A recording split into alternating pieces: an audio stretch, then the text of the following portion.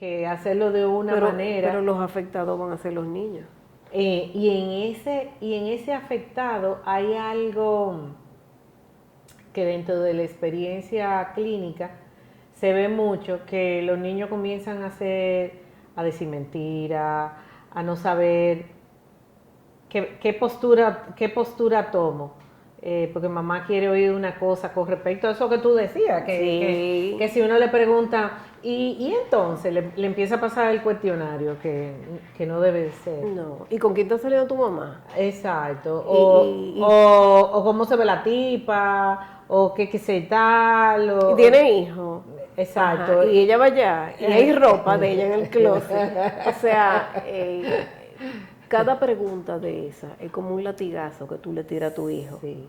Porque ellos no tienen herramientas para lidiar, entender qué está pasando. O sea, yo pasé de dos gente que se querían, que eran mi papá y mi mamá, y que dormían juntos, y a los 2 días yo estoy entre dos gente que se odian y se detestan, que se quieren sacar los ojos, y que uno me jala por aquí y el otro me jala por aquí. El niño no, en su psiquis, en su concepción, su papá y su mamá van a estar unidos porque él es la sumatoria de esas dos personas. Que es lo que dicen en el manual que te entregan en el estado de la Florida de parenting.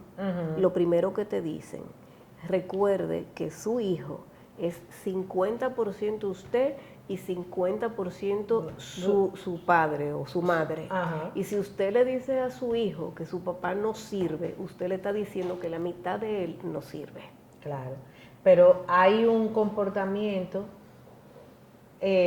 a posterior, porque los muchachos, o sea, cuando tú empiezas a hacer ese checklist, en ese checklist que tú empiezas a estar averiguando y diciendo cosas que no te corresponden, porque a él no le corresponde ese tipo ni los mensajes, ni puede ser mensajero. Dile a tu mamá que la semana que viene tú te vas el sábado. Exacto. El niño no es mensajero. No, nada de eso. Las cosas que son de temas de adultos, nosotros no podemos traspasarle esas responsabilidades.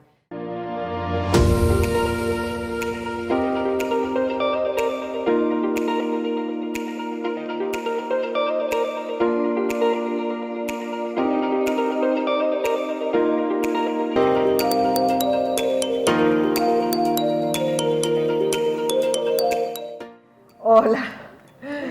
De nuevo, como todos los miércoles, queriendo aportar desde nuestra mirada como madres, como profesionales y muchas veces vivenciados, muchas de todas estas anécdotas que tenemos para contar. Una servidora, Ana María Pellerano. Daisy Matos Pavonesa, saludos a todos y gracias por nueva vez estar con nosotras en otro miércoles de entrega. Feliz de poner sobre la mesa un tema hoy que un poquito espinosito, ¿verdad? Un poquito espinosito, porque generalmente cuando somos pareja y nos separamos es porque no nos pusimos de acuerdo en algo o hay diferencias que nos hacen tomar caminos diferentes. Entonces, por eso queremos conversar un poquito hoy, ampliando la mirada de lo que significa esa separación de la pareja, pero esa responsabilidad que continúa todavía y es la de ser padres. Que es ineludible, impostergable, claro. No se puede transferir a nadie, eso es mi responsabilidad. Nada de delegar. Mira, Ana, yo leí ayer algo una frase, esas frases que te llegan por diversas vías, y dice que el tema de la relación de pareja es que dos nos convirtamos en uno, pero sin dejar de ser dos. Exacto, 1 más 1 igual a 3. Pero no dejamos de ser individuales, cada uno por su lado. Y yo pienso que muchas veces nos confundimos en esos, porque entendemos que el otro es de nuestra posesión No, y que el no. otro tiene que respirar cuando nosotros digamos. Y no funciona así. Cada quien es un ente diferente, cada quien tiene Claro. una vida, gustos diferentes. Yo pienso que el tema es acoplarnos, llegar al término medio con papas fritas, ¿verdad? De que si a Lo ti que te pasa gusta es que el ese no es, mangú y a mí me gusta la yuca, entonces vamos a ver, un día hacemos mangú y yo trato de comerme el mangú y pero nada. ese nivel de fusión significa que realmente no es un nivel de apego que realmente no es sano, que No, no es no es sano, sano. porque es como que yo pongo todos los huevos en una canasta con respecto a mi vida y a mi mirada de lo que yo, o sea, solamente respiro a través del otro y realmente eso No, no es una relación no. saludable.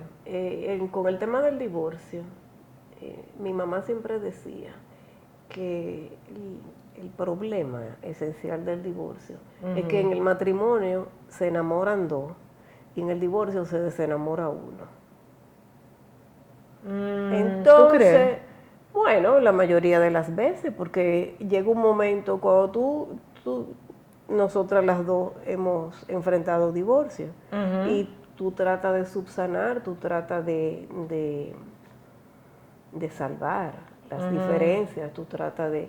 Pero llega un momento que ya no hay más, el camino se cerró y entonces cada quien toma un camino aparte, por H o por R, porque no se comprendieron.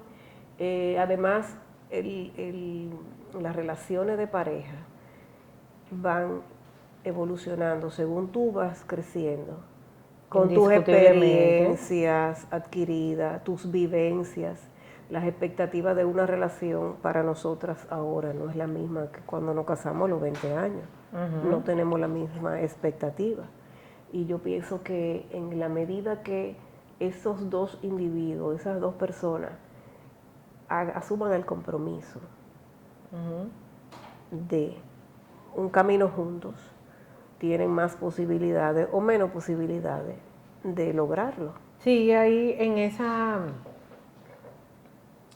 vamos a decir que lo ideal sería, ¿verdad? El ideal para funcionar en pareja, en esa individualidad que tú dices, pero en esa individualidad hay niveles de interdependencia, porque si no hay puntos en común, sobre todo hacia dónde vamos, ¿verdad? O sea, yo puedo ir en paralelo caminando con esa persona en la vida, eh, pero los dos vamos para Santiago O o sea, vamos para, o sea, para Punta o tú Cana. saliste conmigo para Santiago, pero tú te llevaste el traje de baño porque tú estás en tu mente está en Punta Cana.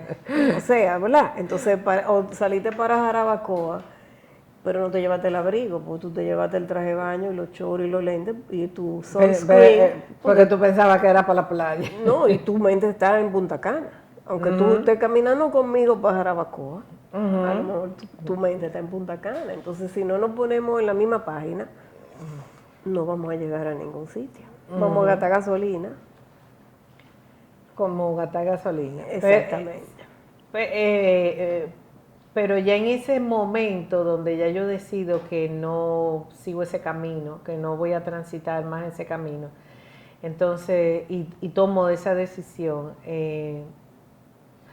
hay veces que no se había, vamos a decir, formado familia, pero sin embargo, muchas veces las mayores dificultades que se enfrentan dentro del proceso es cómo entonces, que no nos pusimos de acuerdo estando bajo el mismo techo, no podemos lograr poner de acuerdo para... Y en actitudes diferentes. sí, puede Porque haber ya, diferencia, pero sí, ya, dentro de la diferencia puede haber respeto, o sea, yo claro. puedo continuar pensando en que tú eres vegana y yo soy completamente keto o, o me encanta la carne y ahí no está donde realmente, donde esas diferencias pueden afectar la crianza de nuestros hijos, sino dónde yo me quedo en ese tirijala, tirijala, tirijala, tirijala. Bueno, en el caso de los abogados y tú como psicóloga, cuando llega el conflicto a tu práctica, primero hay que determinar dónde que está la fiebre, porque no siempre la fiebre está en la sábana, a veces está en otro sitio. O sea, el problema no siempre está en que yo te dejé de querer, ni tú me dejaste de querer, ni que pasó esto, ni que no nos llevamos. Hay que identificar el problema para reconocerlo. Yo he visto gente peleándose por una televisión. O sea, por ejemplo, en la Florida, que es donde yo me formé en el derecho, si hay hijos, automáticamente usted tiene que ir a mediación. Pero eso es automático. Y hacer el parenting class, la clase de padres. Hasta que eso no pase, no se mueve nada en ese divorcio. Absolutamente nada. Ni hay manutención, nada. Porque el Estado asume su rol de proteger a los menores. O sea, si papá y mamá no son capaces de protegerlo, el Estado tiene que asumir ese rol. Y aun cuando sean capaces de protegerlo, el Estado debe cerciorarse del bienestar de esas criaturas. Entonces, hasta que eso no sucede y usted va a esa mediación y esas clases donde le dicen a calzón quitado, usted es responsable de esos niños, y le dicen a ambos, usted no puede hablarle mal del otro, porque esas son causas penales, eso ya incurre en negligencia hacia un menor. Y hay una serie de delitos que conlleva eso. Aquí no hemos llegado a eso. Pero claro que no, y ni hay régimen de consecuencia. Tú lo ves que utilizan los niños y se manipulan, y que si tú me vas a dar tal cosa, y que yo realmente como entender que la mediación no es terapéutica, no es un proceso terapéutico. Son dos procesos diferentes. La mediación es un proceso precisamente para eso, que es lo más conveniente en términos de los muchachos, cómo se van a poner de acuerdo, porque y además que le baja la presión a la relación, sobre todo cuando se vislumbra una separación conflictiva. Ese proceso, ese espacio de 3 o 4 meses, le baja un poco la presión. O sea, ya tú, desde que lo ves, no lo quieres. Si no, que ya tú lo ves, por lo menos le dices, buenos días. No, y al final de cuentas implica como todo el ponerse de acuerdo de cómo marcha la vida de los hijos en esa estructura de padres separados. Yo recuerdo que cuando yo estaba en ese proceso de tomar la decisión en mi primer matrimonio, una muy buena amiga mía, Vanya, que vive en Estados Unidos, ella me dice, Ana María, dicen que el divorcio realmente sucede cuando la gente empieza a decir, ese cuadro es mío, esa televisión es mía, y dentro de, a veces, desarmar la casa volverse a mudar, pues los bienes en comunes se comienzan a repartir y a dividir, y entonces es que realmente se aterriza, como que se pone en práctica, ok, esto está sucediendo y esto es así. Y por eso la mediación es tan importante como tal vez tú no has pensado que son tanto compromiso en el año, vamos a decir como días especiales, el Día de los Padres, el Día de la Madre, el 24, el 31, el tal, cómo nosotros nos ponemos de acuerdo en la alternativa. Y hay una variedad en tanto, o sea, en tanto yo respete al otro individuo y haya un espacio, hay modalidades infinitas, porque hay gente que coge cada 15 días, pero yo entiendo que un padre debería ver a sus hijos, si es con mamá que se queda, todos los días. O sea, aunque sea uno lo lleva al colegio, si uno se mentaliza que uno lo lleva al colegio y que el otro lo recoge, todos los días hay, aunque sea 20 minutos, media hora, o sea, hay un nivel de interacción que lo ideal para mí sería que fuera a diario ese proceso, porque se va perdiendo el efecto de la cotidianidad, que es lo que realmente te... No, y tú le cortas esa alimentación emocional. Exacto, Tú se no la hay cortas de sentido, raíz, no hay sentido. no, como O ejemplo. sea, se divorciaron mi papá y mi mamá, pero mi papá no se divorció de mí. Yo sigo siendo su hijo. Exacto, exacto. Indistintamente. No, Si y era papá que me la llevaba. responsabilidad de, no sé, hay visita médica, hay... Sí, pero en el caso de Estados Unidos, que no es el caso nuestro todavía, pero venimos por ahí, esa distribución de tiempo tiene un complemento monetario. Porque cuando la custodia es compartida, ni el padre ni la madre tienen responsabilidad económica con el otro, porque es compartida. Entonces, estamos a mitad de tiempo cada uno y nos compensamos. Ni yo te tengo que dar dinero a ti, ni tú me tienes que dar dinero, a menos que yo gane una suma exorbitante por encima de lo que tú ganas. Y las condiciones de vida de ese niño se van a ver disminuidas radicalmente con esa separación y ese acuerdo. Porque lo que busca el tribunal finalmente es el bienestar de los niños. Claro, y así es que debe de ser. Y así es que debe de ser. Y nosotros hablábamos en un programa anterior del tema de los hijos trofeos, y muchos padres y madres entienden que sus niños tienen una cifra al divorciarse o al separarse, una cifra monetaria, un valor monetario, que significa la manutención. O sea, yo voy a hacer mi vida en base a lo que la corte, el tribunal le va a decir a él que él me tiene que pagar. Entonces, eso no funciona así, porque entonces ya el hijo se convierte, lo que hablábamos anteriormente, en un trofeo, en un medio para yo alcanzar ese nivel económico, y yo no tengo en cuenta sus sentimientos, lo que él quiere. La parte emocional no se puede vulnerar, claro dentro del proceso. Que no. O sea, como que ni el tirijala, porque a veces lo que en la regularidad no fui a una mediación, no resuelvo mi tema personal, emocional, pero mío, no de mis hijos, del adulto, el adulto que se queda enganchado negativamente dentro de esa relación, porque eso sucede mucho. Estoy harta, no quiero, no qué sé yo, qué yo cuánto, de este tigre o qué sé yo, me pegó los cuernos, hizo tornó, viró, toda la que tú le quieras poner. ¿Qué día que él va con la novia? Mira, los niños tienen fiebre.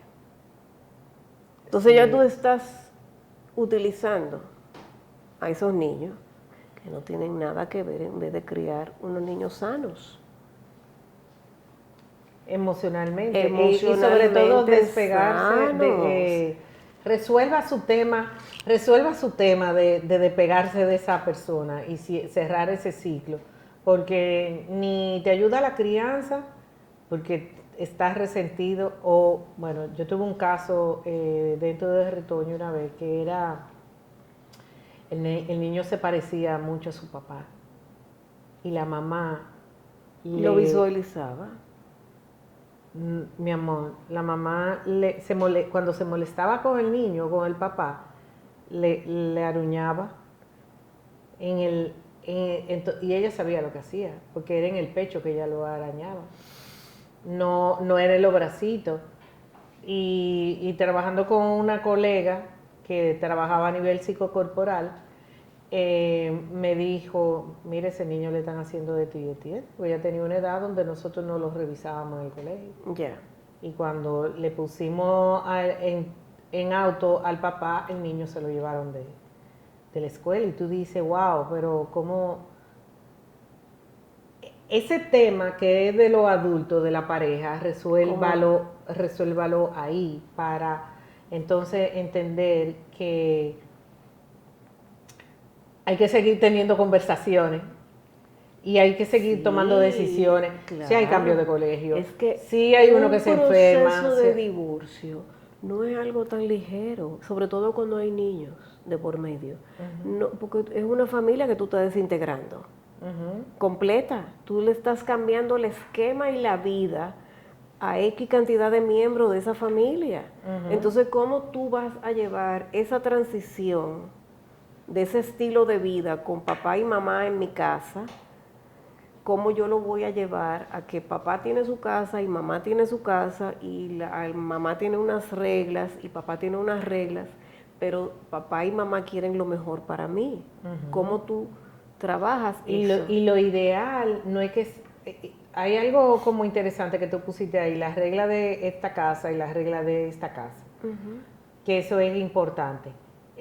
Sin embargo, yo siempre como me gusta fomentar que la parte que tiene que ver con los valores sea algo que sea uniforme, un lenguaje en común, porque yo puedo tener un estilo de vida de mucho deporte y tal vez papá tenerlo más sedentario o viceversa, y eso le da un divorcio bien llevado, le da una amplitud en miradas.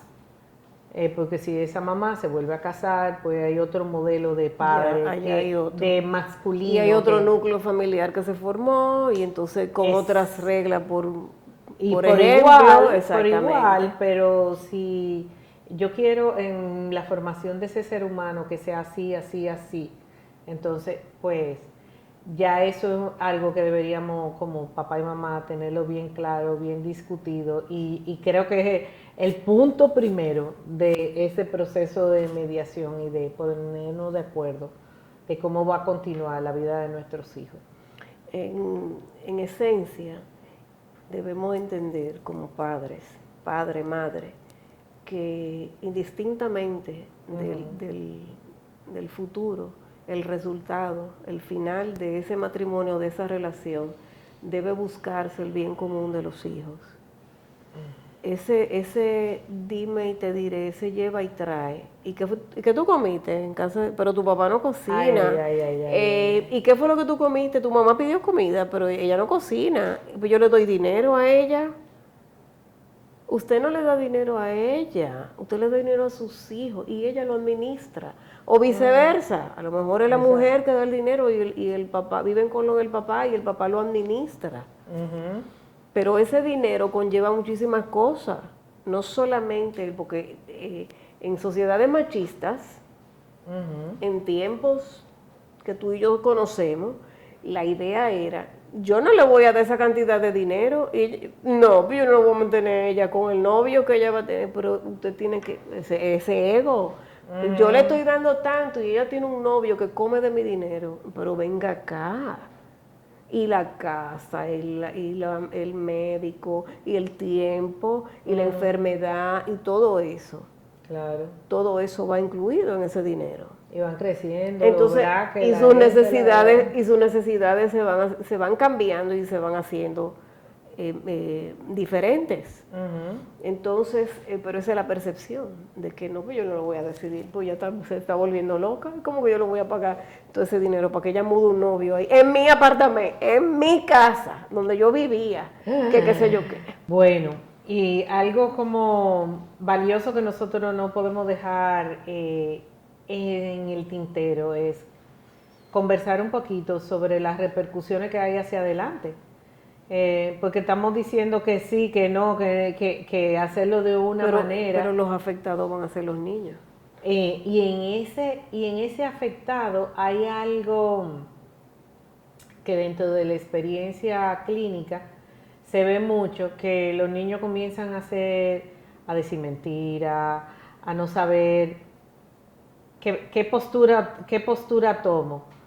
Porque mamá quiere oír una cosa con respecto a eso que tú decías, que si uno le pregunta, y entonces le empieza a pasar el cuestionario, que no debe ser. No. ¿Y con quién te ha salido tu mamá? Exacto. O cómo se ve la tipa, o qué sé tal. ¿Y tiene hijos?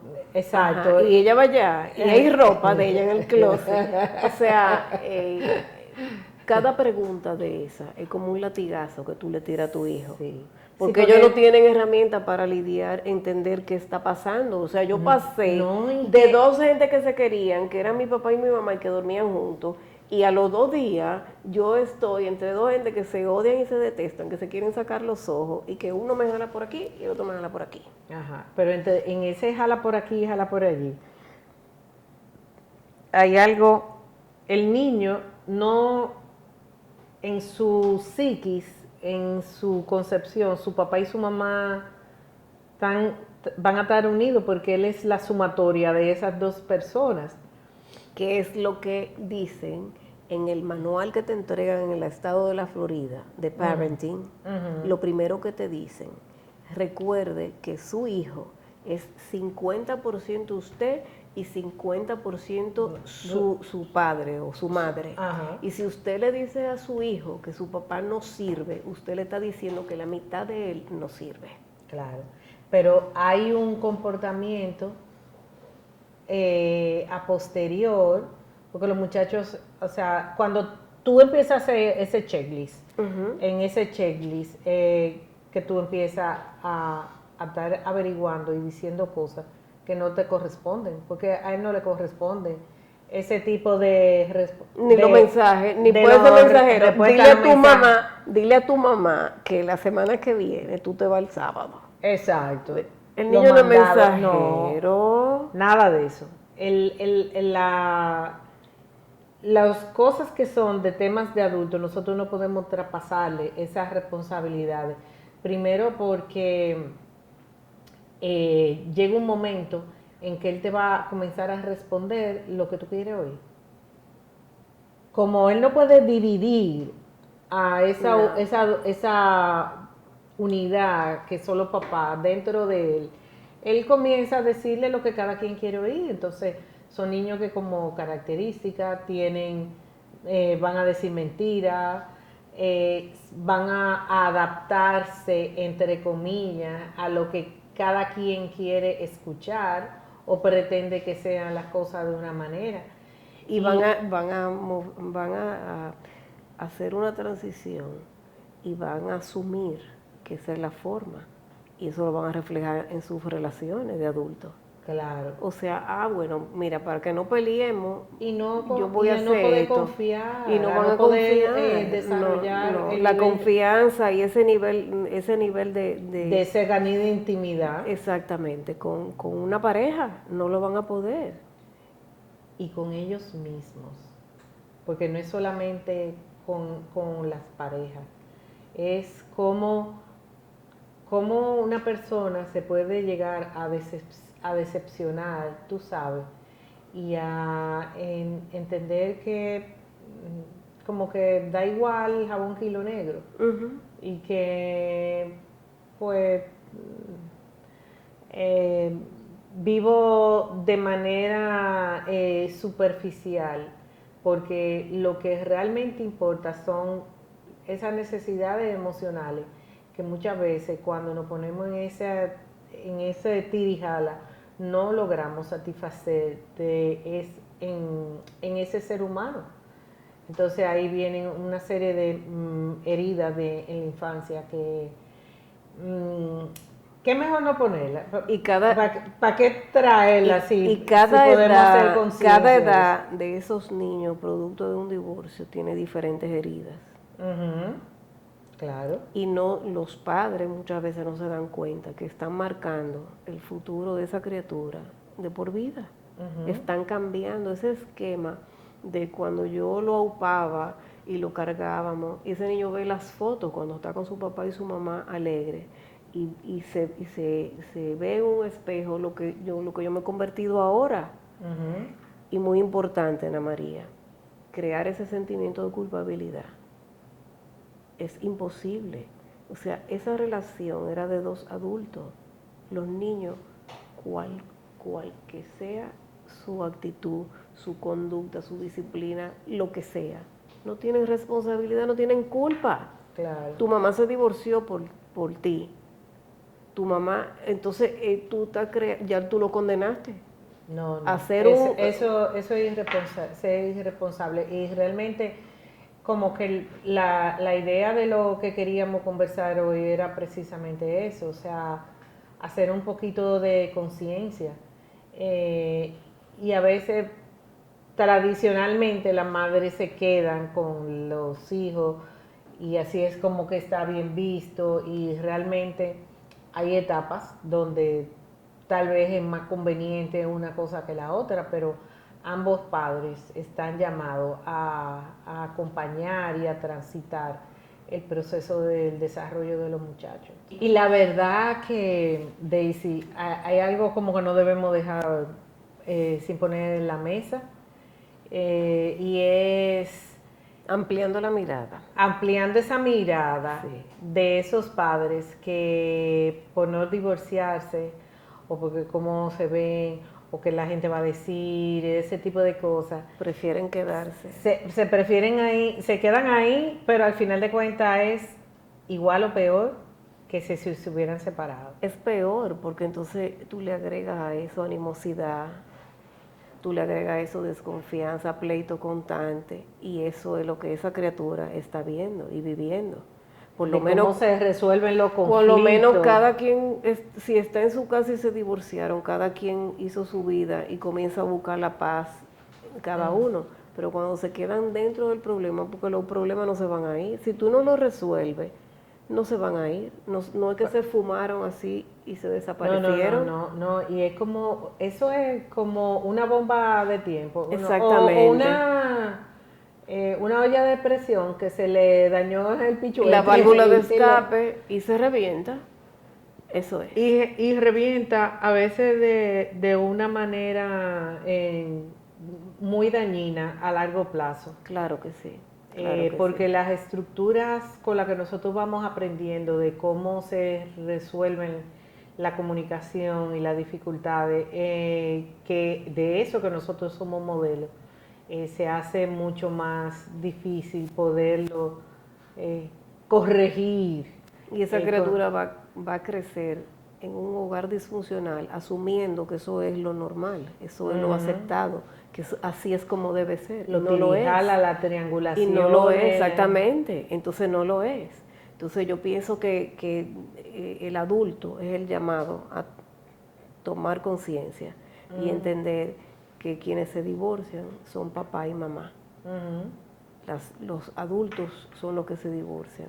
No, yo no dejo de ser mamá de mi hijo, ni usted deja de ser papá de mi hijo, porque nos divorciemos. Claro. Así es que feliz de haber compartido y puesto esto sobre bueno, pero la al mesa. final no fue tan espinoso el tema, ¿verdad? No. Tienes un poquito de picante. Yo creo que al final es cómo yo lo acepto eso, cómo yo lo acepto y cómo me permito cerrar un ciclo.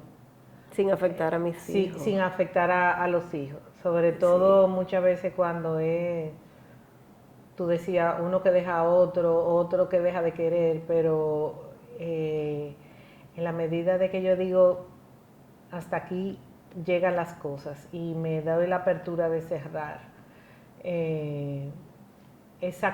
porque hay que desconstruir una relación que se había construido. Exactamente. En la medida de que yo me permito hacerlo de manera consciente, pues traigo más riqueza en el mundo emocional de la vida de los muchachos. Así mismo es. Así es que recuérdense dejarnos sus comentarios de qué temas les encantaría que trabajemos en un próximo episodio. Sí. Y recuerden, cada miércoles estén al pendiente de nosotras, ampliando la mirada. Que estén bien. Bye bye.